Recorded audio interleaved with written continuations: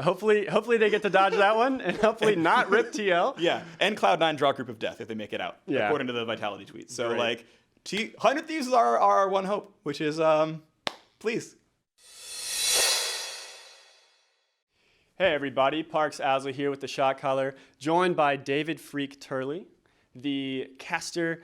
You just did the group draw. Yeah. At 5 in the morning. Yes. Have you already changed your sleep schedule? Are you set to go? I'm trying. So I'm on European time now, which is not ideal. But I went to bed at 7 p.m. Last night, woke up at 1 a.m. I was trying to get my schedule to Korean time, where I would go to bed at like 6 in the morning and then like wake up in the like late afternoon and hope that would happen. I've mostly been getting like 6 hours sleep doing that, which is too little for me. So I'd always be tired at like 10 p.m. I'm like, that's not ideal at all. So today I chose to embrace it and just take a nap so that I could be alert for the show. And then we'll go home. It'll be 7 a.m. I'll go to sleep. I'll wake up at noon or something stupid and be like, okay, still haven't changed my sleep schedule. So I'll keep trying and hopefully one day it'll get there. Well, luckily we still have a little bit of time before the plans actually start. Yeah. Let's hop into groups. Mm-hmm. I just got to talk to Dash about it a little, so that's awesome. But I want to get your reaction. Yeah. I know that Group B is looking like the group of death. Yeah. No matter what. Yes. Rip to Vitality and whoever else, maybe Cloud9. Yeah, according chance. to one of the Vitality staff members, they were saying that it's a guarantee if C9 makes it, they have to go. Assuming that like the expected teams make it out of the play-in group, he was saying that basically where the teams slot in, C9 is guaranteed. If you're not looking at if statements, it's 50-50, because obviously C and D have NA teams in them. But he was saying that some of the other rationale behind teams qualifying forces Cloud9 there. If that's true, then rip Vitality and C9. At least C9 will not have the Week 2 meme, because Week 1 will be equally as bad. So at least that will go away. But it probably breaks the streak of C9 making top 8, because good luck beating out RNG and Gen G doing that. Yeah, kind of a blessing for the viewers to get to see them in the same group, but not quite the same for the teams Any playing team in against there, them. yeah. I do like that, though, because if I understand my bracketology correctly, it forces Gen G and RNG to not re-meet until finals. They're my two favorites for the tournament, so the little teaser during group stage is exciting because you get to like talk about that when they rematch in the finals, which is my expected run. And also just like them not meeting early is also good. Or if they got knocked out, then it's still a good story, of course. That would be. And I'm actually glad to hear that those are your two picks, because those are my two picks. So Yeah. I must be doing something. They're almost right. everyone's two picks. They're the MSI and World Champion. Weird how we chose those teams. So let's talk about the two NA teams that are already seeded. Yeah. Team Liquid and 100 Thieves. Mm-hmm. Liquid, they both actually look like they have pretty decent groups. Yeah, 100 Thieves group is really, really nice. What's cool as well is they cannot draw any of the really strong play-in teams because they already have an EU team, an NA team, and a Chinese team.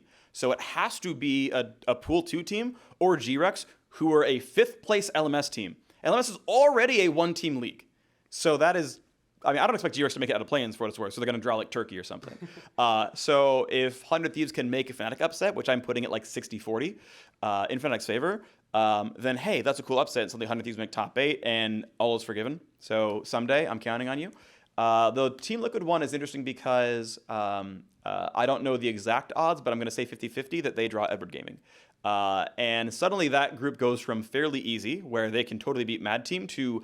that's EDG. Good luck with that one.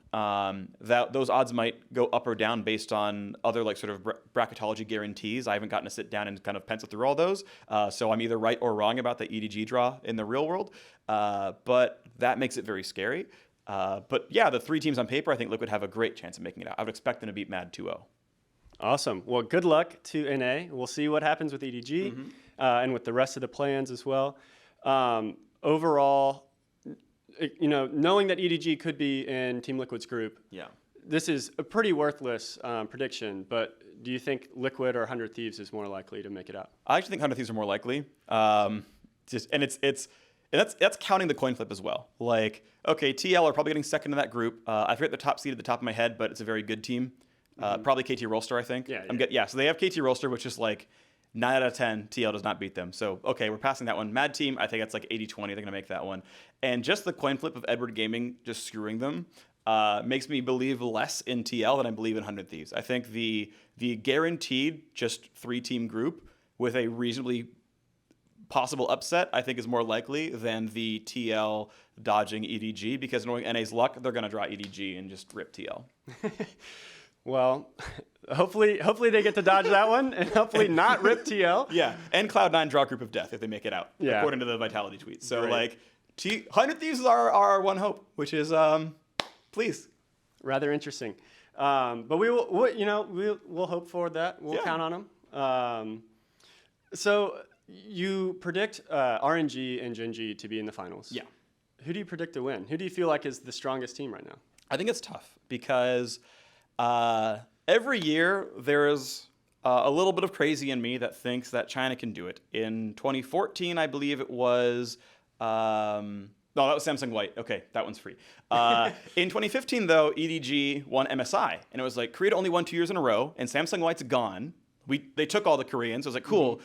Korea's weaker. EDG won MSI. LGD looks super cool. LGD crashed and burned. Okay, never mind. So we passed that one by the wayside. 2016, we're going to forget happened. That was Korea dominance as well. But 2017, like, China had come in winning Rift Rivals, which I know is, like, not the same caliber of tournament. Don't get me wrong. But, like... MSI was pretty close. I'm thinking of like 2016, like MSI group stage where like SKT like really screwed up and it was like they're clearly vulnerable, but then Worlds happened, it didn't matter. But 2017, you had like the chance maybe because of Rift Rivals and you like could kind of hold out hope, and no, that didn't happen either.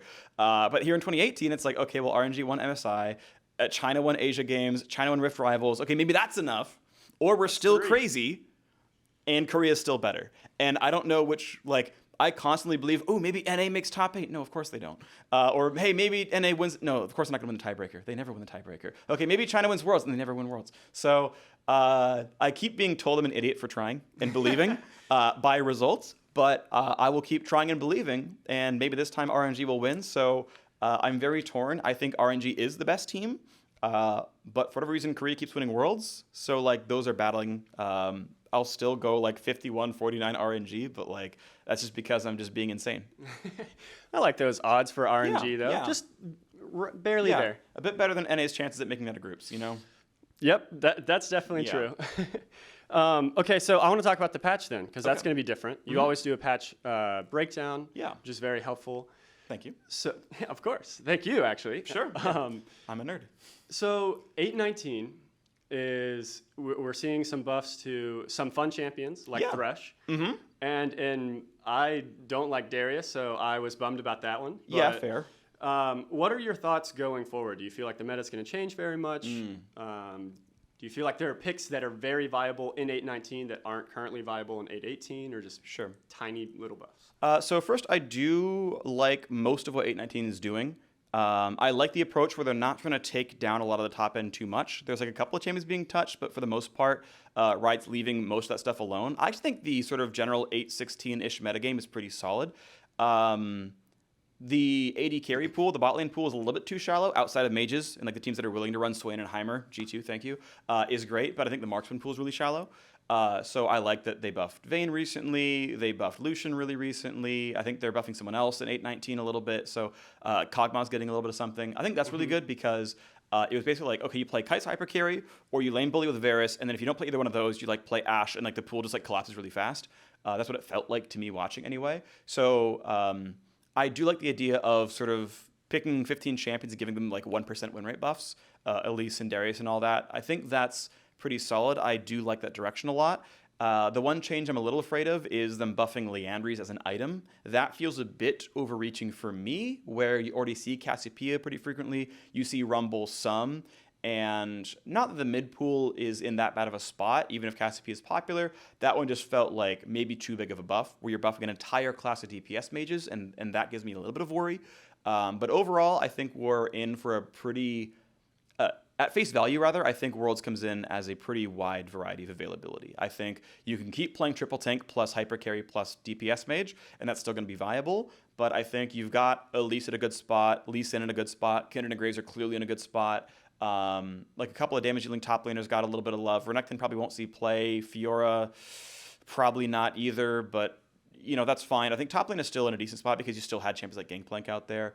The little touches to Braum and Tahm Kench seem within reason. If you want to play tanks every game, you still can, of course. But at least you can probably choose between Alistair, Leona, like engage tanks, and Braum, Tom, Kench, protect the carry. So that feels pretty good. They're not really buffing enchanters too much, but I think that's okay. Like I think even if we're playing 90% tank supports, I think the metagame still looks pretty good.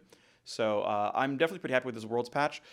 If teams discover things like Elise was good all along and now she's overbuffed, I can't blame design for that anymore. That was just teams not realizing Elise. So at face value, I like this patch.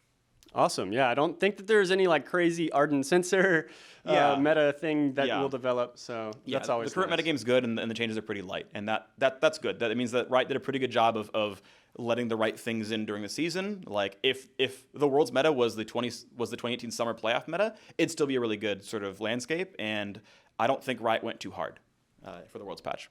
Any thoughts on Urgot, since he's been seeing a bunch of play and as far as I know, he's not getting touched at all. Yeah, not that I can see either. So Urgot definitely looks really good. Seems to be a really, really good laner. Shocking, he's a ranged champion. Yeah, he looks super, super strong. That champion looks really great. I haven't fully grokked like his like pro strength specifically. I think he's just a strong champion who can fill a role of a tank reasonably well. It doesn't engage that great, don't get me wrong. You still need like a Leona or a Gragas to make your team comp not bad. But if you're on a metagame of 2 tanks anyway, you can drop one of them and make it a Juggernaut instead, and that's completely passable. So it's cool because you get a lane bully who can still, like, you don't have to give resources to. He doesn't escape ganks that well, don't get me wrong, but if you do gank for him, it looks really good. If he gets ahead, he team fights well. So it's like a less risky Jace in that sort of sense. So I think he fits a lot of comps really well. I think he's really, really strong. I expect to see him more in Worlds, which is cool. I think that's good. I don't know if we're going to find counterpicks for that champion. He seems so well-rounded there probably aren't great counterpicks, but I don't know, maybe Fiora is actually insane and just like you can always riposte the ultimate and just out-duels him really hard. I don't know. I literally have no idea what that matchup looks like, but like maybe that's there, right? Or you play like Renekton Elise and you just actually bully him because he's not tanky enough early game. I don't know, but that's going to be fun to see teams grok that and sort of grapple with it and see what's good or not. The one champion I am afraid of is actually Aatrox. I think he did not need buffs in 17 or 18. He had disappeared from NA, and like China wasn't playing playoffs yet because they went to Asia Games, and so Riot's like, well, these champions disappeared, so I guess we'll like give Aatrox a bit of love back because he was like a super low win rate solo queue champion. Turns out 816 Aatrox was good, so I guess we're gonna see Aatrox banned every game. That's like the only champion I think that's gonna be like 95% presence, other than surprises where people are like, actually Zyra's the best, and we're like, okay. Sure. Other than that, though, I think, yeah.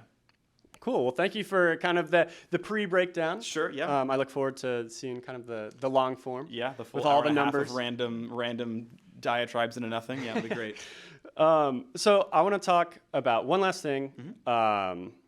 How is your job going to be different now that you won't be in the crowd, Sure. On the stage? Sure. You'll be here, comfortable, in your own home and your own studio, but you won't be there.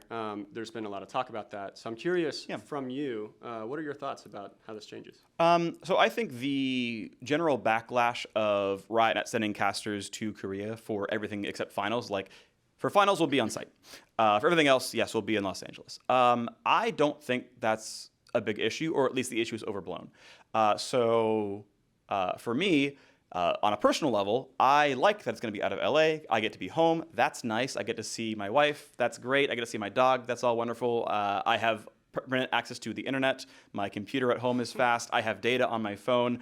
I'm not shuttling an hour and a half from the hotel to the venue. I'm not flying 16 hours to Korea unless I'm going to finals. Like, those are all things that I find positives personally. I also think that the whole idea of, the atmosphere is going to be bad is overblown as well. So my personal example for this is I cast World Finals last year in China. And hey, it's a really awesome, huge venue with tens of thousands of fans, and that was amazing. I wasn't casting that in the bowl. I was casting that in the concourse under like a foot and a half of cement where if I have my headset on, I don't hear the audience anyway. Like, I'm shooting into a backdrop in a cement box, yes, on location technically, but you can't tell from the camera shot. I couldn't tell with my headset on, so the only audio I get are what's pumped through my headset anyway, and that was a World Finals on location. So personally, and other people may feel differently, and I'm not going to tell them not to, but personally, there's not going to be a difference between me like casting out of the analyst desk area here in LA and me casting on location at the World Finals, other than there's smog in Beijing. So I can't breathe as well, and I'm wearing a mask up until we go on air. So I'm going to sleep better. Like, just, yeah, personally, I see it as an upside. Other people may see that differently, and of course that's up to them. But yeah, I don't see the negatives personally. I guess the only real negative is you'll be awake during the nighttime, so yeah, it will be harder to change that sleep schedule. Sure, yeah, I'll be on a weird sleep schedule, but like because I'm going to be watching the play-ins live in the studio anyway, and I'm probably not casting it. Last I've heard anyway, that I will have like a full week and a half of like watching play-ins in that schedule anyway, and just like keeping that throughout groups. All the European and Australian and other casters that are flying over are flying from weird time zones already, so if they can keep their time zone, then they're already ready to go for play-ins. Yeah, if you do have these weird jet lag scenarios, then you're obviously going to cast a bit worse, but like that happens anyway. I remember flying to Germany and being jet lagged, waking up at 2 a.m. and going, well, I'm casting in 6 hours or 12 or whatever. Guess I'm going to be awake for 12 hours waiting to my call time in Germany. So like even the tired thing happens whether you travel or not. So again, I think a lot of these things that are brought up by the community, they might be valid, but at least in my opinion, they're no different or they're actually better by being here. Well, thank you for that insight. Sure. I'm happy for you, happy for the team, very excited for Worlds in general. But now it's like 6 or 6:30 or something, so it's probably 6:15 in the morning. There we go. Yeah. Probably time to go. Thank you so much. Thank you. And thank you all for watching, and we'll catch you next time. Hey guys, thank you so much for watching that video. To see some more Shotcaller League of Legends content, you can find some videos off to the side, or like and subscribe. And also, please share it with your friends. Thank you so much for watching. We really appreciate it, and we will see you guys next time.